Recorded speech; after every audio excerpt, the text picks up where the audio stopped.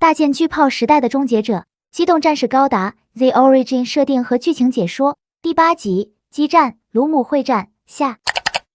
机体型号 MS-06C 扎古2是吉翁尼克公司继扎古1型后，在1年战争期间新开发的量产型机动战士。当时吉翁公国的主力机型扎古1型在与联邦军的战斗中，虽然表现出了强大的性能，但在高烈度持续作战的情况下，使得这1型机体还是暴露出了各种各样的问题，同时还有不断产生的战争需求，也需要扎古1型不断改进提升性能来满足。但是当初为了适应生产条件加速量产，结果扎古1型的机体设计过于紧凑，使得流体脉冲系统和内部动力管就占满了内部空间，已经没有多少冗余在扎古1型上进行各种改进。于是开发商吉翁尼克公司做出决定，基于已收到的改进需求和战斗反馈，再开发一款新型机，作为吉翁新的主力机型来代替扎古1型。而这个新型机就是扎古2。相比扎古1型，扎古2的体型要更加宽大一些，内部的结构设计进行了不少优化，这就为将来留足了进行改进的空间。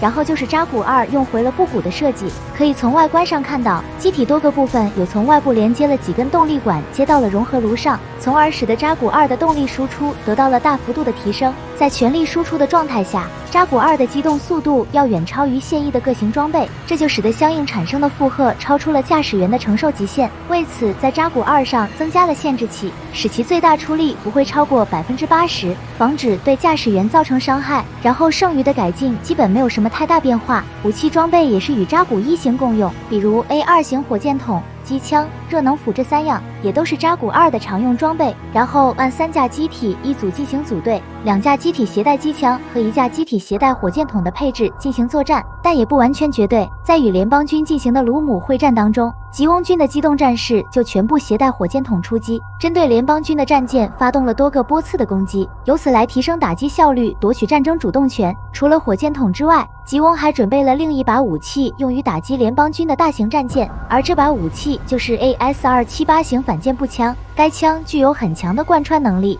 不但可以很轻易地击穿战舰的装甲，配备的弹药还会在战舰内部进行引爆，这样就会有很大的几率引爆战舰内部弹药和动力炉，从而直接摧毁掉整艘战舰。毁伤效果可以说要远优于其他武器，并且这把武器有配备瞄准设备，用于瞄准剑桥这些关键部位进行致命打击。剩下的装备就是防御用的尖盾，在大规模的战役当中，尖盾上可以多携带2组火箭筒弹匣，这样就可以减少往返补充弹药的次数，从而提升了自身的作战效率。值得一提的是，扎古2完成开发后还进行了多次调整修改，因此诞生了很多衍生型号。后来对这些型号做了整理，将初始型号的 A 型和在 A 型上进行细微改进的型号都划归为 C 型，而在 C 型之外还有其他改进比较大的型号，其中一款是型号为 MS-0621A 的高速机动型扎古2。该型机动战士是在吉翁新占领的月面都市格拉纳达上开发完成，定位上属于是精英驾驶员使用的机型，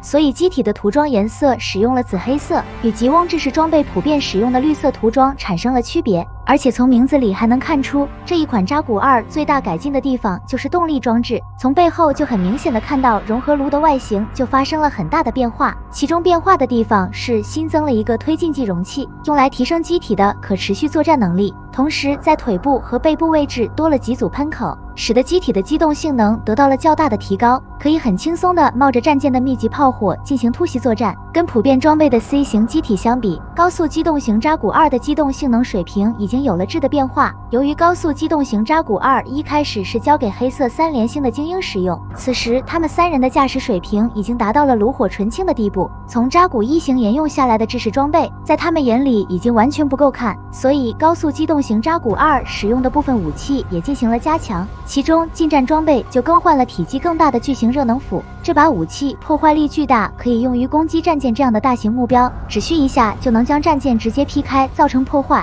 其场面看起来是相当的惊人。战舰在这把武器面前显得十分脆皮，而剩下的武器基本都是前面提到的火箭筒和反舰步枪。在卢姆会战当中，为了尽可能一次出击摧毁更多联邦军的战舰，使用火箭筒的机体在2个肩膀上都装上了尖盾，这样一次出击就可以携带15发火箭弹，配合另外使用反舰步枪和巨型热能斧的机体，就能把作战效能发挥到最大。足够对多达10几艘的战舰造成毁灭性打击。可以说，这一型扎古2让黑色3连星的战力发生了翻天覆地的变化。然后就是除了高速机动型扎古2之外，还有一款同时出厂的改进比较大的机型，这个机型便是型号为 MS-06S 的夏亚专用型扎古2。同样，这一型机体也是在月面都市格拉纳达完成的开发，作为夏亚使用的机动战士。机体的涂装颜色一如既往的使用了红色，而机体其他有明显变化的地方，那就是头部多了一个角状天线。这个天线可以说是指挥官机型的重要特征。此时，夏亚已经在这场与联邦军的战争当中，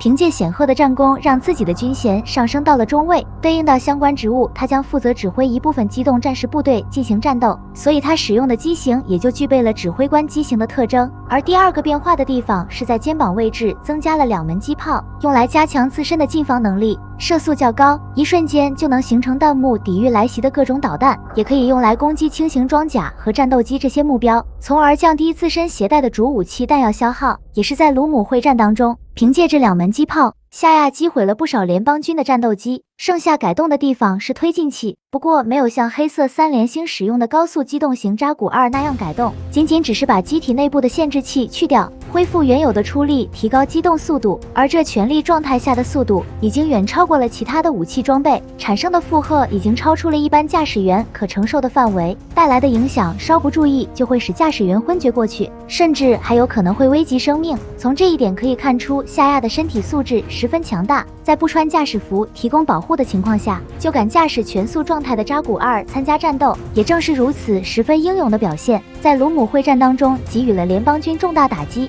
于是从此获得了赤色彗星这一个响亮的称号。也正是扎古2这样的一个性能表现，让吉翁军在卢姆会战当中面对4倍自己军力的联邦军有了充足的底气。而这来势汹汹4倍于吉翁军的联邦军，是为吉翁发动不列颠作战计划进行报复而来，所以在月神2号位置集结了大规模舰队，前往卢姆咒域与吉翁进行决战。而卢姆咒域也正是卢姆共和国SID5所在的位置，也就是卡斯巴尔还没顶替夏亚之前所在的地方。此时，卡斯巴尔的妹妹阿尔黛西亚已经成为一名医护人员，其所就职的医院就在卢姆共和国的首都米兰达。自吉翁发动不列颠作战计划之后，卢姆共和国国内吉翁派和反吉翁派之间的矛盾也达到了白热化阶段，整个首都米兰达陷入了巨大的混乱当中，局面已经到了不可收拾的地步。也就在这个时候，来自吉翁谍报部门的塔契中尉找到了阿尔黛西亚。之前他曾经帮助过卡斯巴尔和阿尔黛西亚成功逃离吉翁，现在他特意来到卢姆，向阿尔黛西亚传达了关于夏亚的重要信息。虽然没有直接明示夏亚就是卡斯巴尔，但让阿尔黛西亚多年对那场事故的疑惑开始有了答案。之后塔契中尉因不能久留，没有过多解释，便匆匆离去。而随着联邦与吉翁之间决战的临近，卢姆共和国做出了选择，与吉翁公国对立，于是将国内的吉翁派进行遣返，形势对在卢姆的吉翁居民造成了重大冲击，包括阿尔黛西亚和原夏亚的父母同样也受到了巨大影响，使得原夏亚的父母被迫选择离开了卢姆共和国，而阿尔黛西亚为了照顾突然病重的养父，留在了卢姆共和国的德克萨斯殖民星没有离去。然而德克萨斯殖民星的形势也开始愈加的恶化，一大群反吉翁的暴徒袭击了吉翁居民的定居点，情况显得十分的危急。好在阿尔黛西亚迅速组织起其他吉翁居民一起反击，成功给予了这伙暴徒沉重的打击。而在这个过程当中，卢姆的宇宙港突然遭到了吉翁的袭击，这场袭击还波及到了原夏亚父母搭乘的飞船，结果很不幸，最终双双殒命。而发动袭击的正好是顶替夏亚的卡斯巴尔，虽然此次前来的目的是执行作战任务，但依然十分挂念自己的妹妹阿尔黛西亚，